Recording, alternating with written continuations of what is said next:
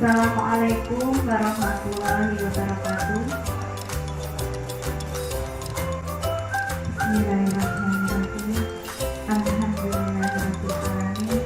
Wassalatu wassalamu ala asyrofil anbiya'i wal mursalin wa ala alihi wa sahbihi ajmain.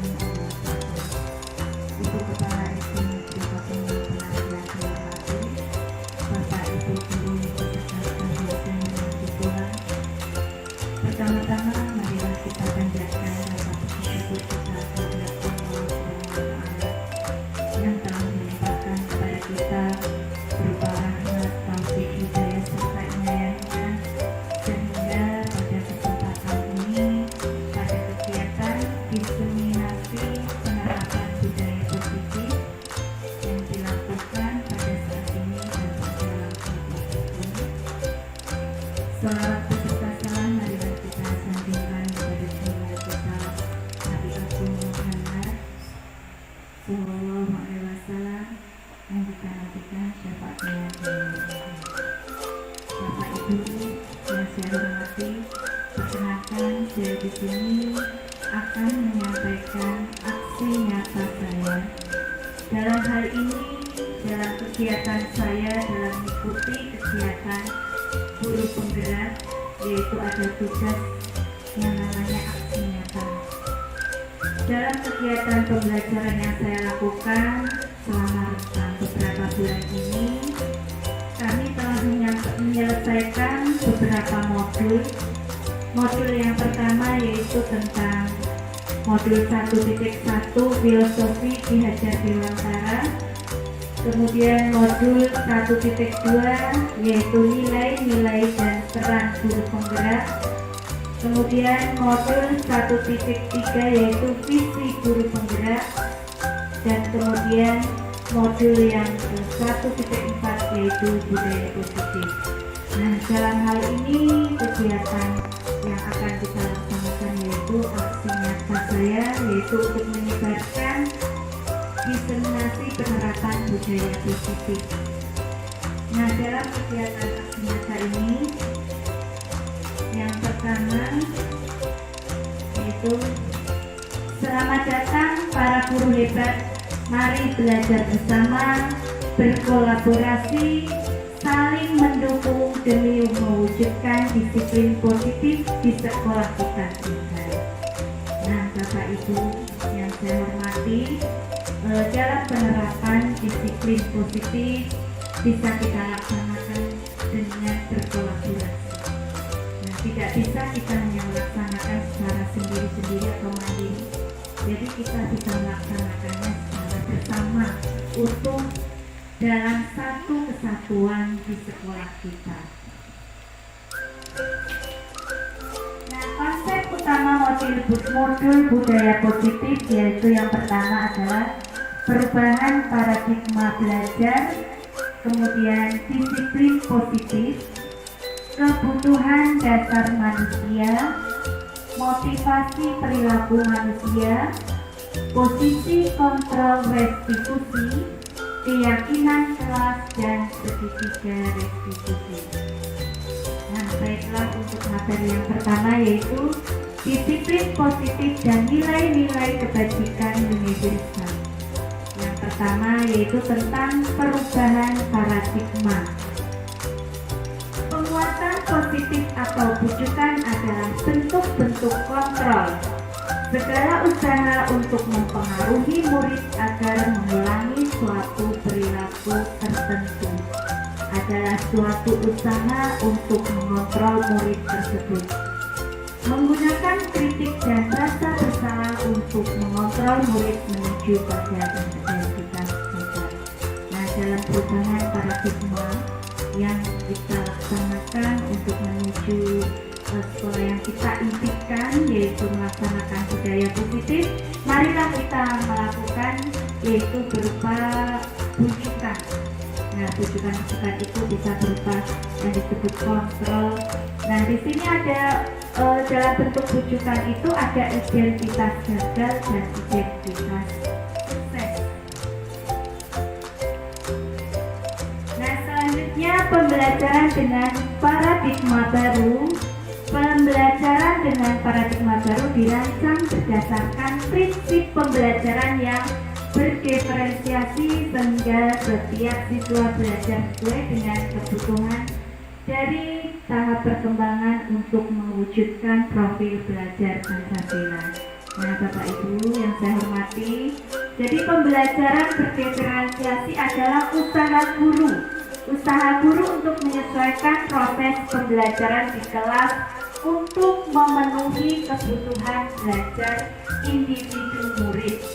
Nah, bagaimana kita menciptakan pembelajaran yang memenuhi kebutuhan murid? Nah, kebutuhan belajar siswa yang dibutuhkan murid itu ada 3. Yang pertama adalah kesiapan belajar, minat siswa, dan profil belajar. Nah, dalam kesiapan belajar di sini, siswa-siswa kita sebaiknya kita identifikasi bagaimana siswa kita, apakah sudah siap belajar ataukah belum. Kemudian siswa itu bisa menyerap pembelajaran itu dengan pembelajaran bentuk konkret atau abstrak. Kemudian juga dari penguasaan anak itu cepat atau lambat. Nah, itu kita sama-sama perbaiki, kita identifikasi, kita lihat anak-anak kita. Nah, kemudian setelah kesiapan belajar yaitu minat yang bagaimana yang disukai anak-anak kita. Misalkan minat anak sukanya belajar menggunakan video pembelajaran, atau bisa menggunakan lingkungan, atau bisa media-media yang membantu mereka untuk menguasai konsep, misalkan buku-buku yang bisa menambah wawasan anak-anak, bisa berupa poster, infografis, dan lain sebagainya. Kemudian profil belajar. Nah, profil belajar itu yang diharapkan yaitu gaya belajar anak, kecerdasan. Nah, kalau kecerdasan, semua anak itu sebenarnya sudah digariskan dari dasarnya, dari sananya, atau itu anak itu sesuai dengan kodrat alam dan kodrat zaman. Nah, anak-anak itu sudah ada garisnya. Nah, kita itu sebagai guru diharapkan bisa menebalkan garis yang sudah ada dari dasar diri anak. Nah, itu untuk profil belajar. Jadi kecerdasan memang sudah ada dari sananya. Bagaimana kita untuk menebalkan, semua anak sudah ada. Nah, tinggal kita bagaimana anak itu bisa meningkatkan belajarnya, kemudian bisa mengembangkan minat dan bakatnya. Nah, dalam pembelajaran berdiferensiasi itu adalah kita mewujudkan bentuk pembelajaran belajar Pancasila. Profil belajar Pancasila itu apa saja, Bapak Ibu? Beriman dan bertakwa, berakhlak mulia, berkebinekaan global, gotong royong, mandiri, kreatif, dan bernalar kritis. Nah, bagaimana kita mewujudkan anak didik kita yang memiliki iman dan takwa? Bagaimana kita mendidik anak itu biar berkebinekaan global? Nah, dalam filosofi Kinerja Dewantara bahwa pendidikan itu sesuai dengan kodrat alam dan kodrat zamannya. Zaman kita sekarang sudah berbeda jauh dari zaman yang dulu. Ya, banyak sekali tantangan negatif yang harus kita jalani, yang harus kita selesaikan tantangan-tantangan negatifnya. Nah, bagaimana kita bisa melakukan pembelajaran yang sesuai dengan kodrat zaman? Zaman kita sekarang sudah banyak menggunakan apa itu namanya TIK ya, menggunakan TIK, kemudian banyak sekali menggunakan Google ya, menggunakan internet. Nah, bagaimana kita menyesuaikan dengan perkembangan zaman? Nah, di sini namanya berkebinekaan global. Jadi jangan sampai kita tertinggal dengan negara-negara lain. Kemudian gotong royong harus selalu kita galakan ya, jangan sampai tertinggal. Kemudian mandiri pada diri anak, kita tumbuhkan kreatif dan bernalar kritis. Nah, paradigma stimulus atau respon Stephen R. Covey. Bila kita ingin membuat kemajuan perlahan sedikit-sedikit, ubahlah sikap atau perilaku Anda. Namun, bila kita ingin memperbaiki cara-cara utama kita, maka kita perlu mengubah kerangka acuan kita. Ubahlah bagaimana Anda melihat dunia, bagaimana Anda berpikir tentang manusia, ubahlah paradigma Anda. Skema pemahaman dan penjelasan aspek-aspek tertentu tentang realitas. Nah, Bapak Ibu, dari pernyataan tadi stimulus respon bahwa kita sedikit demi sedikit kita renungkan pembelajaran kita yang kita laksanakan sudah sesuai apa belum. Nah, jadi kita renungkan dulu dari pembelajaran kita. Kemudian dari perilaku kita sehari-hari menghadapi anak, apakah sudah sesuai atau belum. Nah, di sini kita mari bersama-sama kita ubah perilaku yang mungkin kurang baik diri kita menjadi lebih baik lagi. Yang selanjutnya yaitu ubahlah bagaimana melihat dunia. Dunia kita sekarang dunia global yang sudah tidak ada batasannya. Makanya banyak sekali hal negatif yang muncul dengan adanya globalisasi. Kemudian bila kita ingin perbaiki cara utama kerangka acuan. Kerangka acuan kita apa? Dalam pembelajaran kerangka acuannya adalah kurikulum.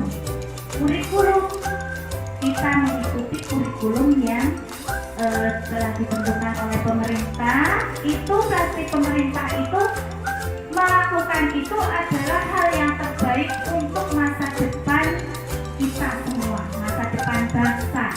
Pasti sudah melakukan suatu uji coba yang mereka lakukan itu untuk kemajuan bangsa. Nah, kita ikuti.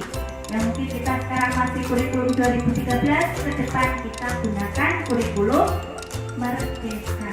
Nah, semua itu pemerintah lakukan itu untuk yang terbaik untuk kita di masa yang akan datang, di masa depan.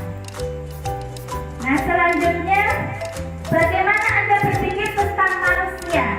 Nah, manusia, kita memanusiakan manusia.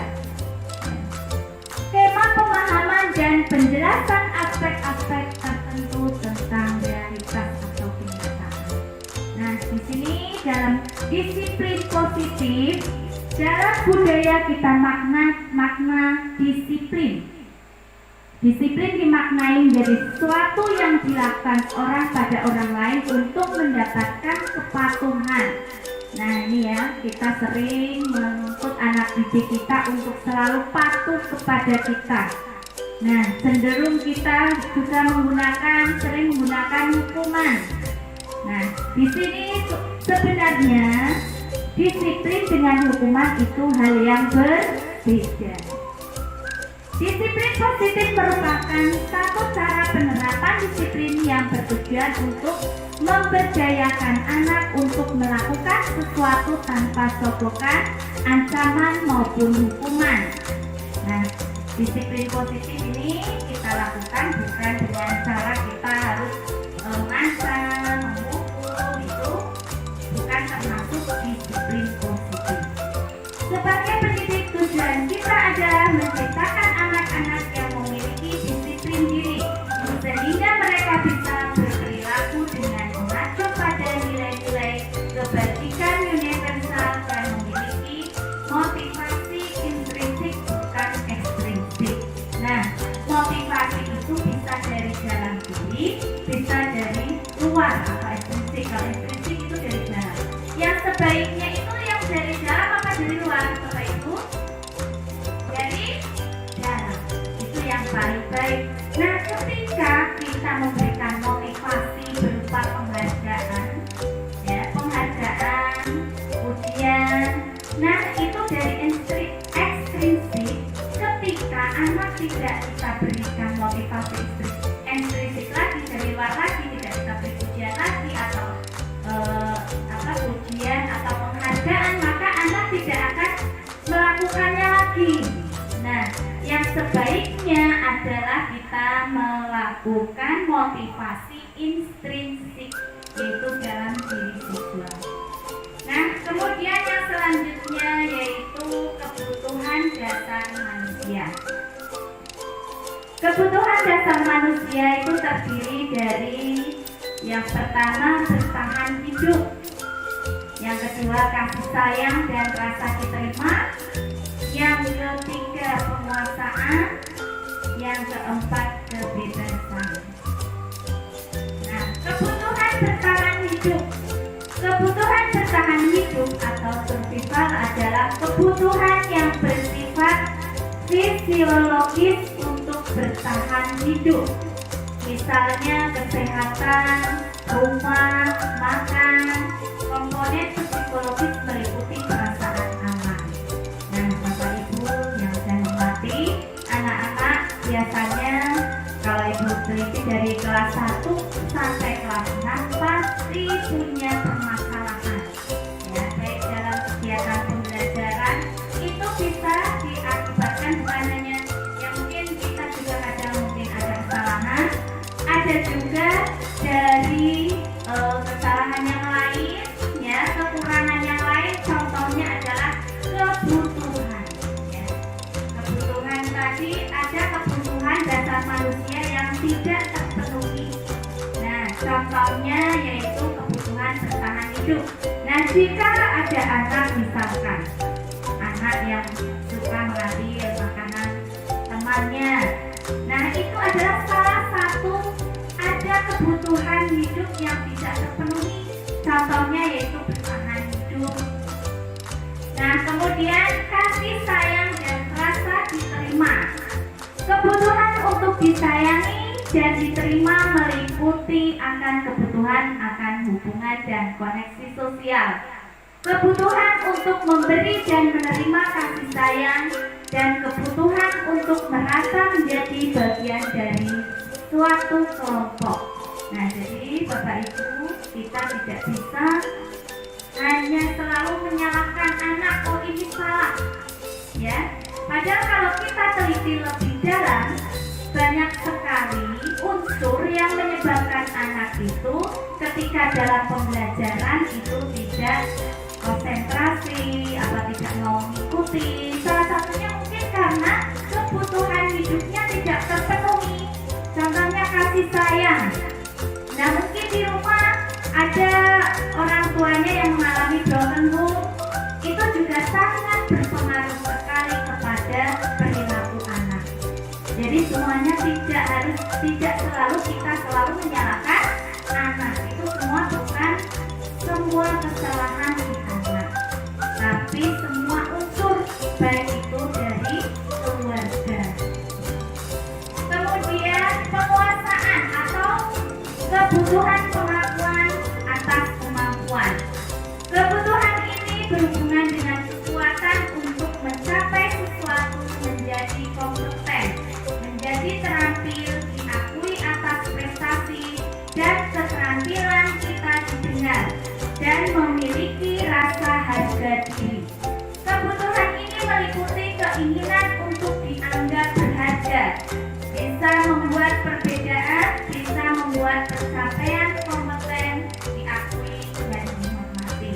Kadang anak-anak kita yang pintar-pintar ini biasanya dalam sedang mengerjakan soal itu cepat selesai, nanti dia mengganggu teman, ya, kadang seperti itu. Nah, bagaimana kita memperlakukan anak supaya dia mungkin tidak mengganggu teman, ya? Mungkin dengan kita membedakan tingkat soal kesulitan. Nah, jadi bisa kalau dari tadi pembelajaran berdiferensiasi seperti itu. Pembelajaran bisa kita kelompokkan mana yang memang sudah mampu atau yang belum. Nah, bisa kita kelompokkan mana yang mampu, mungkin tingkat pemahaman soalnya lebih tinggi daripada yang belum. Untuk menanggulangi anak itu mungkin mengganggu benar. Kemudian kebebasan atau kebutuhan akan pilihan. Kebutuhan untuk bebas adalah kebutuhan akan kemandirian, otonomi, memiliki pilihan dan mampu mengendalikan arah hidup seseorang. Anak-anak dengan kebutuhan kebebasan yang tinggi menginginkan pilihan. Mereka perlu banyak bergerak, suka mencoba-coba, tidak terlalu terpengaruh orang lain dan senang mencoba hal baru dan menarik. Nah, di sini sering ya dalam di kelas kita ada anaknya ketika pembelajaran mungkin dia bergerak, suka bergerak, mungkin atau di rumah dia kurang mendapatkan kebebasan, ya kurang mendapatkan kebebasan. Bisa juga karena anak itu merasa tertekan sehingga dia mencoba untuk memenuhi kebutuhan hidupnya. Kemudian kesenangan, kebutuhan untuk merasa senang. Kebutuhan akan kesenangan adalah kebutuhan untuk mencari kesenangan, bermain dan tertawa. Ini juga sama tadi. Jadi ketika anak-anak bisa belajar, mereka asik bermain, tertawa, senang. Mungkin ada kebutuhan dari siswa yang belum terpenuhi. Nah, bagaimana kita biar supaya anak itu mau belajar? Kita mengidentifikasi dulu kesukaan anak itu yang bagaimana. Nah, selanjutnya yaitu tentang motivasi perilaku manusia. Motivasi merupakan dorongan yang timbul pada diri seseorang secara sadar untuk melakukan suatu tindakan dengan tujuan tertentu. Nah, di sini kita sebagai guru memang kita selalu ya memberikan motivasi ekstrinsik, berharap bahwa anak itu tumbuh motivasi intrinsik, motivasi yang tumbuh dari dalam diri. Nah, menghindari ketidaknyamanan, murid melakukan disiplin diri karena ia takut dihukum. Ini merupakan motivasi ekstrinsik. Jadi kalau berupa hukuman itu merupakan motivasi, tapi motivasi dari luar. Dan ketika anak ini berarti merasa tersakiti kalau kita hukum. Kemudian mendapatkan imbalan atau penghargaan dari orang lain. Murid melakukan disiplin diri karena ia ingin mendapatkan imbalan. Ini merupakan motivasi ekstrinsik. Jadi kita memberikan imbalan, penghargaan, mungkin berupa uang ataupun hadiah. Ini merupakan motivasi ekstrinsik atau dari luar. Kemudian menghargai nilai-nilai kebajikan diri sendiri. Murid melakukan disiplin diri karena sadar akan nilai kebajikan dirinya. Ini merupakan motivasi intrinsik. Berarti yang paling baik itu menurut Bapak Ibu yang mana? Menghargai nilai-nilai kebajikan diri sendiri. Nah, di sini ada konsep disiplin dengan identitas gagal.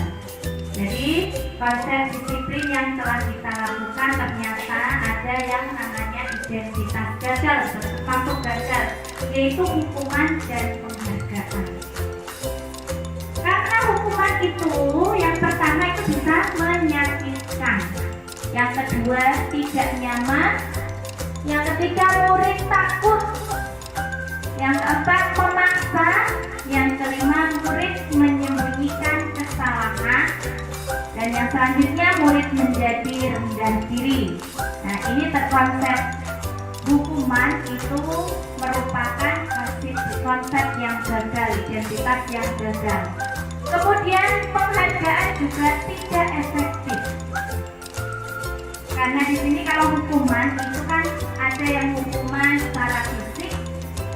dan verbal. Kata-kata juga termasuk juga ada yang hukuman.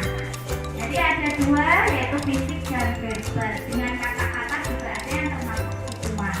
Kemudian penghargaan. Penghargaan yang pertama tidak efektif juga. Ya, contohnya Bapak Ibu misalkan istrinya atau suaminya di rumah, coba kamu diet, nanti saya beri uang. Nah ketika diberi uang, ya kita diet, melakukan diet. Tapi ketika sudah tidak diberi uang, kita lupa lagi, tidak mau diet lagi. Itu contohnya. Misalkan merokok juga termasuk contoh penghargaan. Coba Pak, kamu berhenti merokok, nanti saya kasih uang 100.000. Nah ketika sudah tidak dikasih uang lagi, gimana? Nanti kembali merokok lagi. Itu salah satu contohnya. Ya, merokok ya. Nah, kalau misalkan dari dalam diri kita, saya mau tidak merokok karena sehat, biar sehat, itu namanya motivasi prinsip dari dalam diri. Tapi kalau berupa penghargaan, ayo Pak, jangan merokok lagi, nanti juga saya kasih uang 100.000. Nah ketika sudah tidak dikasih uang, itu bisa kembali lagi. Jadi yang paling baik itu adalah motivasi intrinsik dari dalam diri. Nah kemudian konsep disiplin dengan identitas sukses, yaitu ada dua. Yang pertama adalah konsekuensi dan restitusi. Konsekuensi yang pertama adalah penguatan jangka pendek.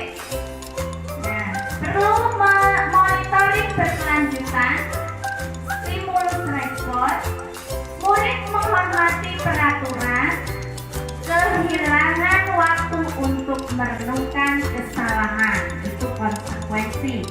Kemudian kalau untuk restitusi, yaitu murid bertanggung jawab untuk perilakunya, fokus pada pemecahan masalah jangka panjang, murid menghormati dirinya dan orang lain, kemudian murid bersemangat memperbaiki kesalahan.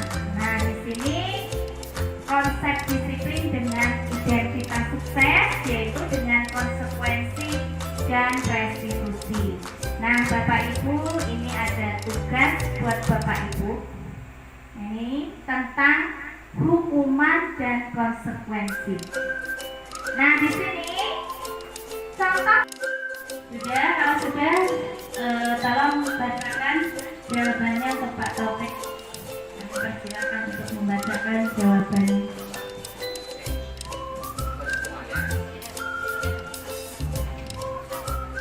Ya, terima kasih. Sebagai klasifikasi tugas untuk menjawab untuk tindakan dulu yang pertama, hukuman atau konsekuensi.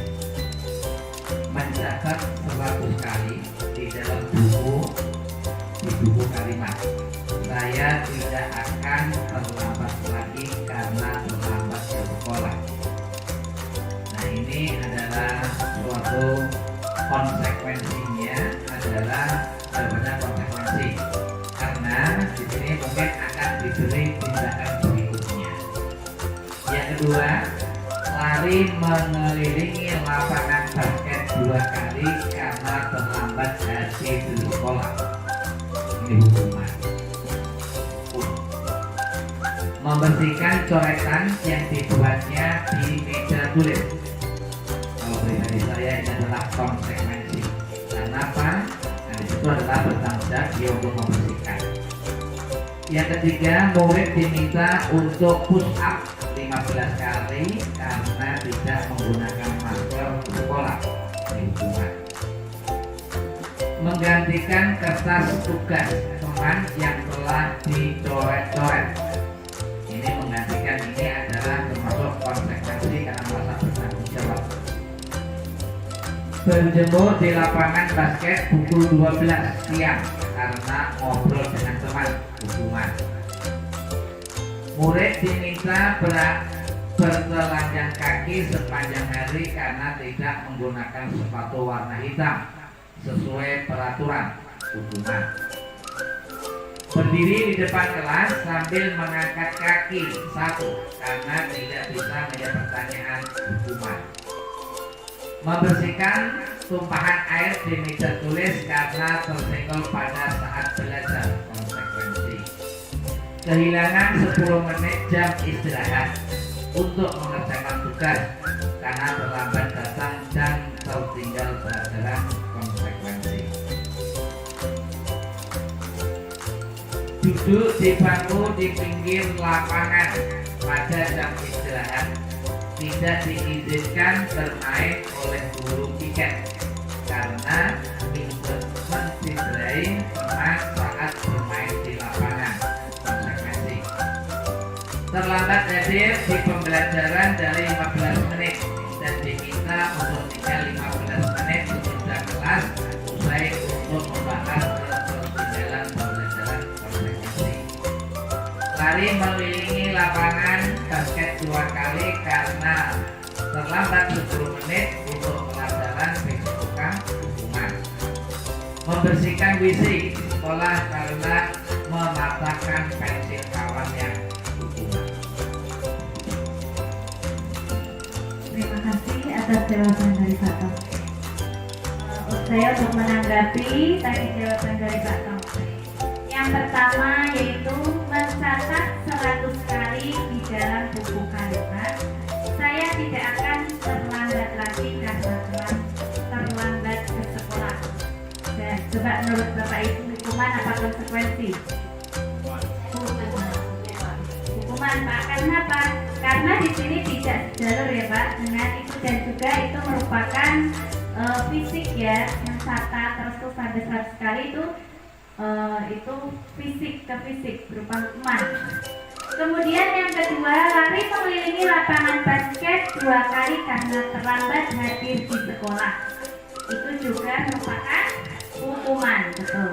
Ini hukuman ini berupa hukuman fisik.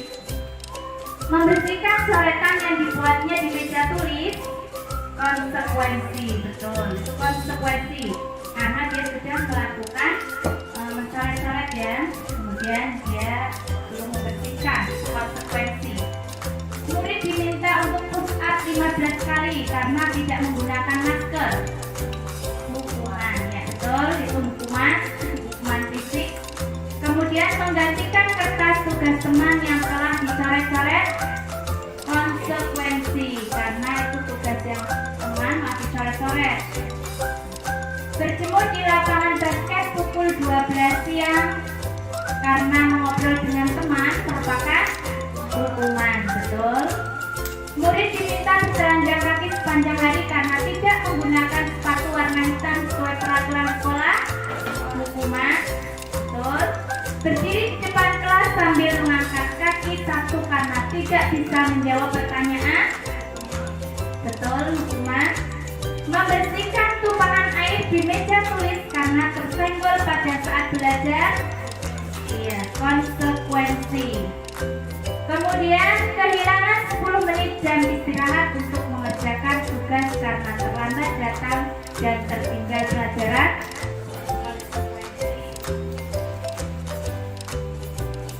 Duduk di bangku di pinggir lapangan pada jam istirahat tidak diizinkan bermain oleh guru piket karena mencederai teman saat bermain di lapangan. Konsekuensi. Konsekuensi. Terlambat hadir di pembelajaran daring 15 menit dan diminta untuk tinggal 15 menit sesudah kelas usai untuk membahas ketertinggalan pembelajaran. Konsekuensi, betul. Lari mengelilingi lapangan basket 2 kali karena terlambat 10 menit untuk pelajaran PJOK. Iya, konsekuensi. Kenapa Pak?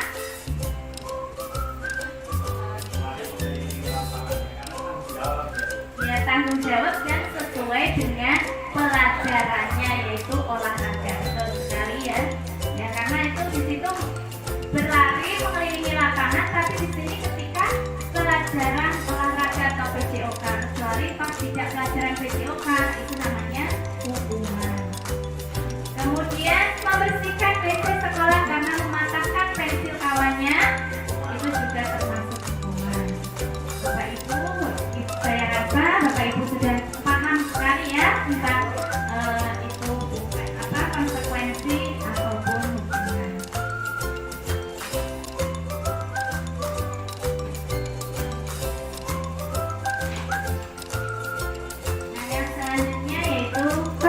disiplin, pendekatan restitusi sebuah cara menanamkan disiplin positif pada murid.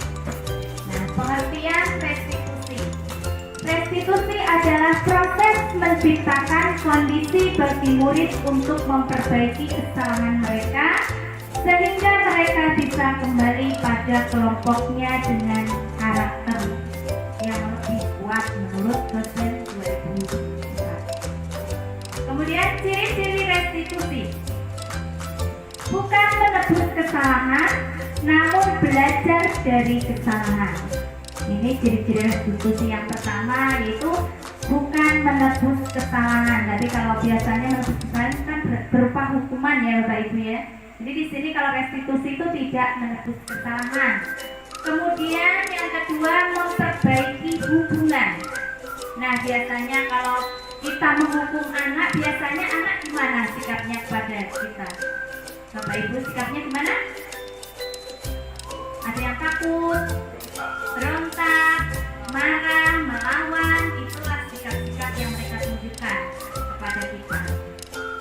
Kemudian restitusi adalah tawaran bukan paksaan. Nanti ketika kita melakukan sebuah restitusi itu ada namanya tawaran di sini, tawaran kepada anak.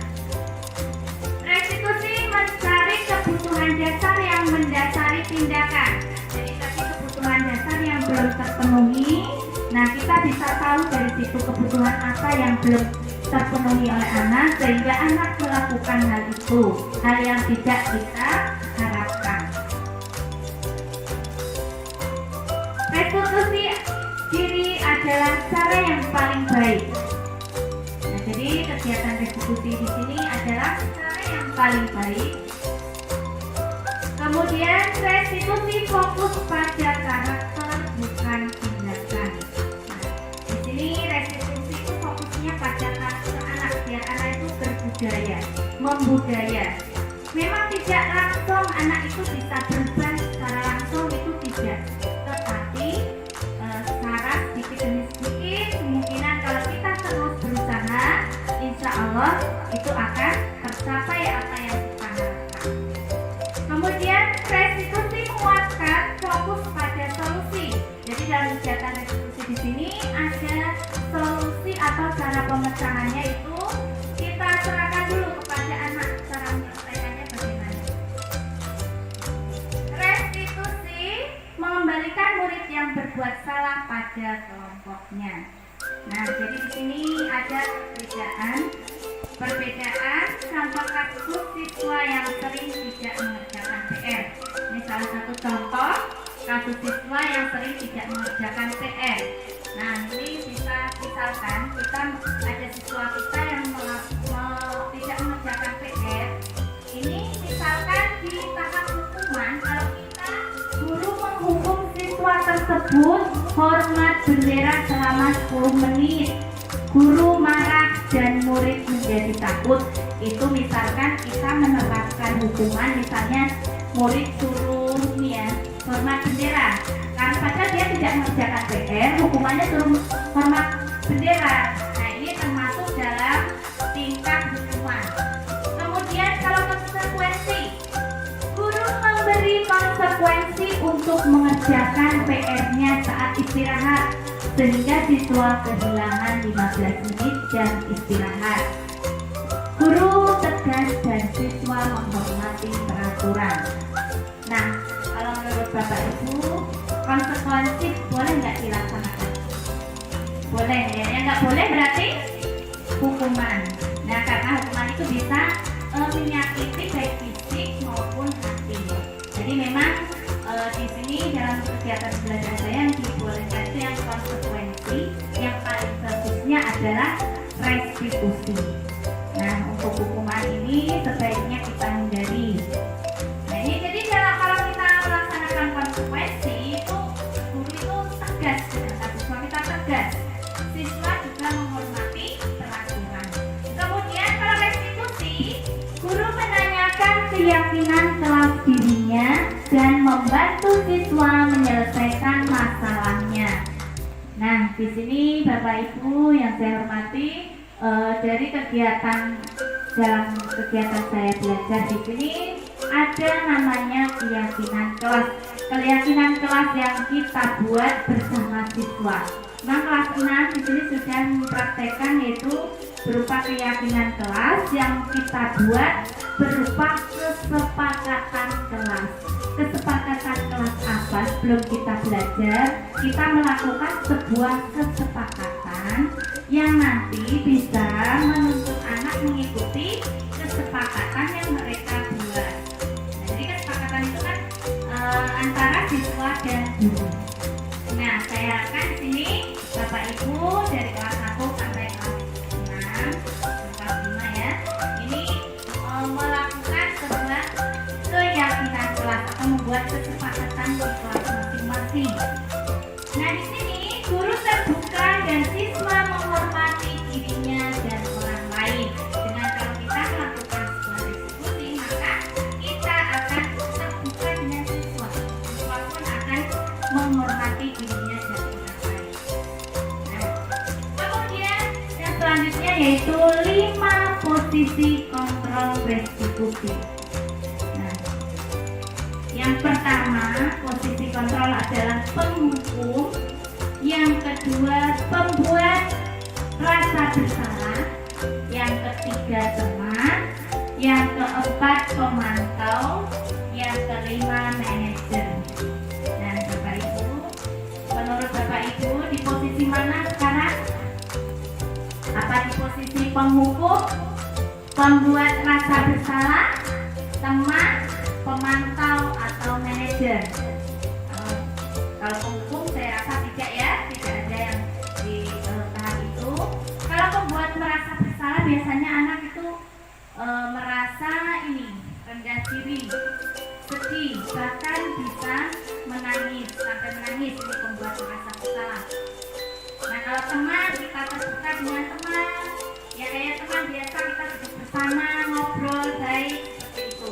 Tapi anak-anak itu akan tergantung kepada kita. Ketika kita tidak ada, nanti ini kita anak-anak dengan guru lain biasanya tidak mematuhi. Itu kalau teman. Jadi yang dicari itu hanya kita terus gitu ya. Itu bergantung sekali kepada kita. Kemudian pemantau. Nah, pemantau, kemudian yang selanjutnya manajer. Nah, yang paling tidak yang kita laksanakan itu di paling nggak ya teman gitu ya, teman, pemantau, manajer. Contoh penerapan 5 posisi kontrol. Nah, yang paling baik itu manajer. Tapi kalau teman, pemantau itu masih diperbolehkan ya, teman, pemantau, manajer. Ya, dihindari sebaiknya ya penghukum dan membuat rasa bersalah. Walaupun teman itu jadi ini, tapi ya bisa kita menjadi teman boleh ya. Memang anak-anak terlalu bergantung pada kita kalau teman. Kemudian contoh penerapan 5 posisi kontrol. Yang pertama adalah penghukum. Seorang penghukum bisa menggunakan hukuman fisik maupun verbal. Nah, di sini fisik itu misalnya berupa tindakan ya, berupa tindakan yang melukai mungkin badan ya, fisik. Kalau verbal itu kata-kata, bisa menyakiti hati. Nah, kalau anak-anak itu bisa sakit hati, kita dulu mungkin pernah waktu kecil ya, mungkin pernah lah kita sakit hati bisa sampai diingat sampai tua, itu bisa seperti itu. Jadi sebaiknya kita hindari penghukum. Patuhi aturan saya atau awas. Itu kata-kata dari guru contohnya yang merupakan penghukum. Itu kalau kita berbicara patuhi aturan saya atau awas, itu termasuk penghukum ya, penghukum verbal. Kamu selalu saja salah, itu juga termasuk penghukum. Selalu pasti, selalu yang terakhir selesai. Guru percaya, nah, dalam penghukum ini guru itu merasa percaya. Hanya ada satu cara pembelajaran berhasil, yaitu cara dia. Ini penghukum. penghukum, ya. Jadi kata-kata yang kita lakukan mungkin tidak hanya Bapak Ibu saya, kadang mungkin masih kadang ada yang terucap seperti itu ya Bapak Ibu ya. Nah, baik mulai sekarang kita karena kita sudah mulai tahu mana itu penghukum, pembuat merasa bersalah, mari kita rubah sedikit demi sedikit yang mungkin tidak sesuai dengan penerapan posisi kontrol yaitu restitusi. Nah, selanjutnya yaitu pembuat merasa bersalah. Pada posisi ini biasanya guru akan bersuara lebih lembut, menggunakan keheningan yang membuat orang lain merasa tidak nyaman, bersalah, dan rendah diri. Nah, ini contoh kata-katanya. Ibu sangat kecewa sekali dengan kamu. Berapa kali Bapak harus memberitahukan kamu ya? Di posisi ini murid akan memiliki penilaian diri yang buruk tentang mereka. Murid merasa tidak berharga dan telah mengecewakan orang-orang. Nah, ini seperti memelas. Kita biasanya di sini suaranya lembut, tetapi kata-katanya yang memelas membuat siswa menjadi merasa bersalah atau rendah diri. Nah, dua hal ini contoh penerapan kontrol penghukum dan pembuat merasa bersalah. Nah, sebaiknya kita hindari. Nah, selanjutnya posisi kontrol sebagai teman. Guru pada posisi ini tidak akan menyakiti murid, namun akan tetap berupaya mengontrol murid melalui persuasi. Guru di posisi teman menggunakan hubungan baik dan humor untuk mempengaruhi seseorang. Nah, teman di sini kita biasanya ngobrol dengan teman ya, mungkin berjauh-jauh. Di sini kata-katanya, ayo bantulah demi Bapak ya. Ya, sudah kali ini tidak apa-apa. Nanti Ibu bantu bereskan. Nah, ini sebenarnya baik. Ada sisi positifnya, tapi ada sisi negatifnya. Nah, hal negatifnya, murid merasa dikecewakan, tidak mau lagi berusaha. Murid hanya bertindak pada guru tertentu. Murid tergantung pada guru tersebut. Jadi ada sisi negatifnya, walaupun ada sisi positifnya. Kita sebagai teman mendengarkan curhat baik sebenarnya, tapi ada hal negatifnya. Jadi anak itu kalau tidak dibantu dia akan kecewa. Bahkan kalau ketika gurunya tidak datang mungkin tidak mau dengan guru yang lain. Jadi tergantung kepada guru itu yang dianggap teman. Kemudian pemantau. Memantau berarti mengawasi. Pada saat kita bertanggung jawab atas perilaku orang-orang yang kita awasi. Pemantau berdasarkan pada peraturan dan konsekuensi. Jadi tadi konsekuensi itu masuk di dalam kegiatan pemantau tadi. Apa yang telah kamu lakukan? Sanksi atau konsekuensinya apa? Posisi pemantau menunjukkan tanggung jawab guru dalam mengontrol murid. Nah, di sini dalam posisi pemantau masih baik boleh diperbolehkan jadi teman pemantau, karena di sini menunjukkan sebuah tanggung jawab dan konsekuensi yang harus kita lakukan. Kemudian posisi kontrol manager. Manager adalah posisi di mana guru berbuat sesuatu bersama dengan murid, mempersilahkan murid bertanggung jawabkan perilakunya, mendukung murid agar dapat menemukan solusi atas permasalahannya sendiri. Seorang manajer telah memiliki keterampilan di posisi teman atau pemantau. Jadi lengkap kalau dalam posisi manajer itu ada teman dan ada pemantau. Makanya tadi kita diperbolehkan di posisi teman atau pemantau, yang paling bagus itu di manajer.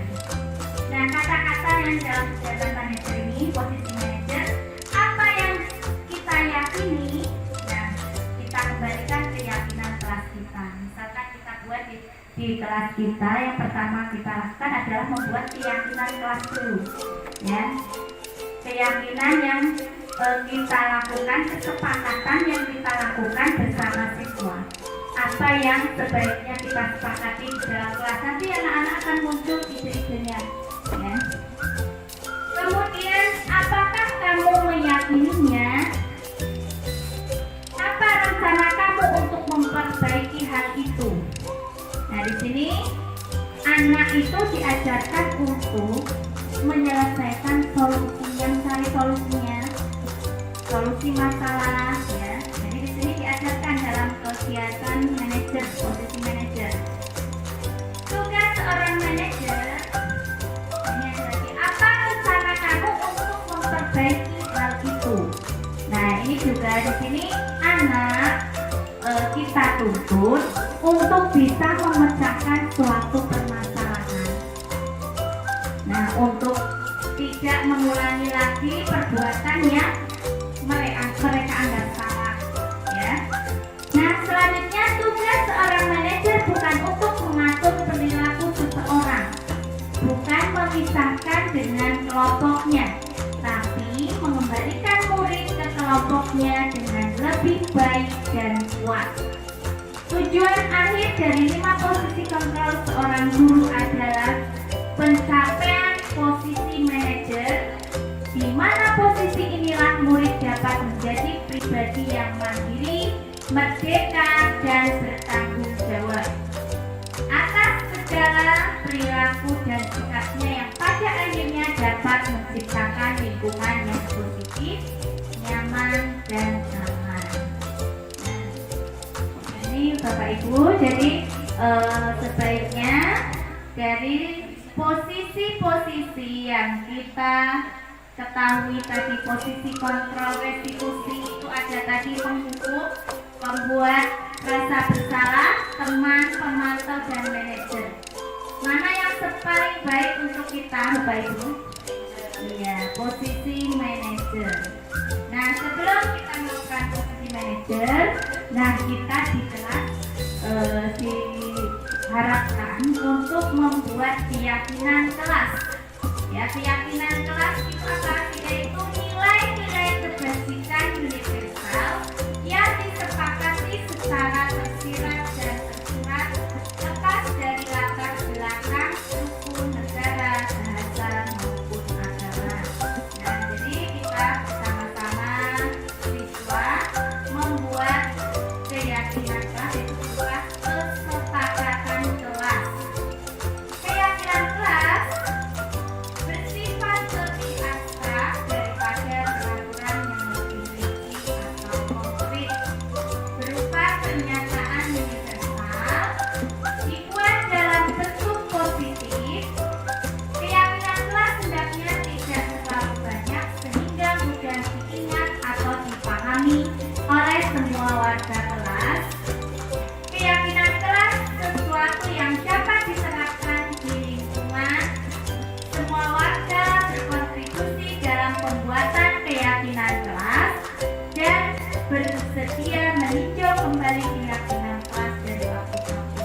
Jadi di sini kita diharapkan untuk membuat keyakinan kelas terlebih dahulu, baru kita membuatnya atau menyusunnya dari bersama dengan siswa.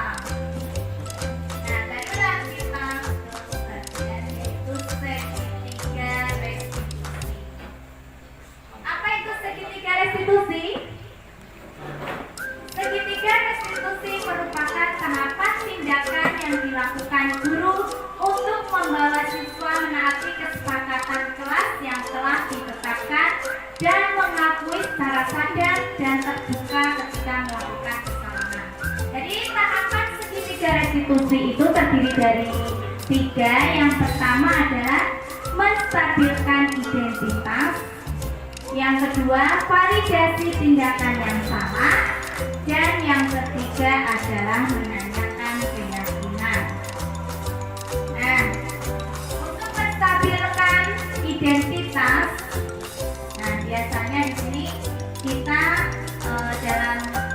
kegiatan segitiga restitusi ini, kita menggunakan posisi yang ada di posisi manager. Nah, di sini ya, di posisi control manager. Nah, Bapak Ibu yang saya hormati dalam kegiatan belajar saya di sini sampai kegiatan segitiga restitusi kemarin sudah saya laksanakan. Yang saya laksanakan itu anak itu yang pertama itu Alvin, itu yang pertama dia ketika belajar itu ribut ya. Dia mengganggu teman. Nah, ketika ribut mengganggu teman, nah kemudian yang langkah selanjutnya saya memanggil Alvin ke ruangan ya, di situ kita bersurat pendapat dengan anak kenapa kamu melakukan hal itu. Nah, di sini coba kita lakukan dengan menggunakan posisi kontrol yaitu manager. Nah, ketika dalam pertanyaan itu kita anak itu Alvin itu misalkan ada dia tahu apa kesalahannya, kemudian dia mengetahui cara penyelesaiannya bagaimana. Jadi di sini menyelesaikan, menstabilkan identitas apa yang dia perbuat, apa yang salah dari dia. Kita pancing apa yang menurut kamu itu salah atau tidak perbuatan itu. Nah dari situ kemudian kita masih bertanya, nah menurut kamu bagaimana, sesuai tidak dengan kesepakatan kelas kita? Nah tidak. Nah kalau tidak sesuai apa yang seharusnya dilakukan Alvin, nah itu kita serahkan kepada siswa. Nah siswa itu akan tahu kesepakatan apa yang dia lakukan di kelas. Nah dari situlah dengan kegiatan segitiga restitusi ini kita bisa pertama menstabilkan identitas dulu, identitas anak, kemudian validasi tindakan yang salah. Apa yang salah? Kita tanyakan ke siswa, tidak langsung kita vonis itu anak salah, tapi kita serahkan kepada anak ya, validasi yang salah apa. Kemudian di situ juga anak akan mengetahui bagaimana cara solusi untuk menyelesaikan suatu permasalahan. Nah kemudian yang kedua validasi tindakan tadi ya, tindakan yang salah itu ditanyakan kepada siswa apa kesalahannya. Nah kemudian yang ketiga yaitu validasi tindakannya, menanyakan keyakinan kelas apakah yang kamu lakukan sudah sesuai dengan keyakinan kelas kita. Nah anak pasti akan menjawab tidak, karena memang tidak sesuai. Nah terus bagaimana langkah selanjutnya? Bagaimana cara mengatasi masalah kamu biar tidak terulang lagi? Nah, semua itu kita tawarkan ke anak, ya. Makanya di sini tadi ada penawarannya berbentuk. Nah, ini contoh dari segitiga restitusi tadi. Jadi yang pertama adalah menstabilkan identitas. Yang kedua, validasi tindakan yang salah. Yang ketiga yaitu menanyakan keyakinan. Jadi ketika kita mengatasi mungkin anak-anak didik kita yang tidak sesuai harapan kita, mungkin di kelas ada yang ribut, ada yang tidak memperhatikan kita, coba kita terapkan segitiga restitusi ini ya. Yang pertama tadi dengan menstabilkan identitas, yang kedua yaitu validasi tindakan, yang ketiga menanyakan keyakinan kelas. Jadi yang langkah yang kita lakukan pertama Bapak Ibu, kita buat keyakinan kelas dulu, yaitu berupa kesepakatan yang kita lakukan dengan siswa.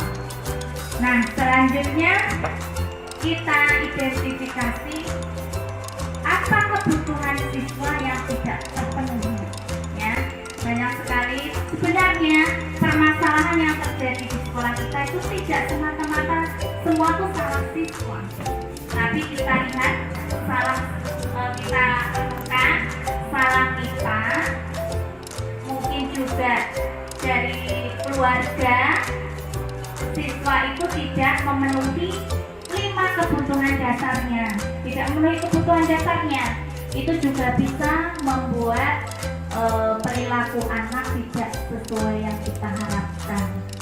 Nah, Bapak Ibu yang saya hormati, tadi sedikit yang dapat saya sampaikan yaitu tentang pembelajaran disiplin positif yang telah saya dapatkan.